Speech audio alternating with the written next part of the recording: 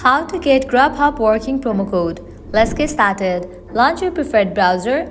Now over here you're gonna find the search box, type in Grubhub promo code and then search for it. Different website links will appear.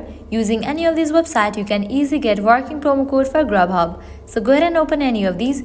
For instance, I'm gonna open this one, Los Angeles. After you open it, you're gonna find amazing deals and offers.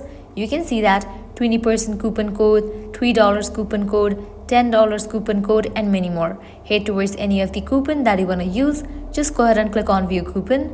Make sure to check the expiration date of the coupon code, whether it is valid or not. If it is valid, you can copy it. Then click on visit Grubhub. You will be directed to the official website of Grubhub. Now you can log into your account, make your order, and while you proceed to checkout, you'll find the section of promo code. Over there, paste the code, and with that, you'll get the discount. Likewise, you can also try out other offers. In this page, you're gonna find tons of offers. You can see that. Also, make sure to go through this website, as these websites will also provide you working promo code for Grubhub. Well, this way you can easily get Grubhub working promo code. At the end, if you guys find this video helpful, don't forget to like, share, and subscribe to our channel. Thank you.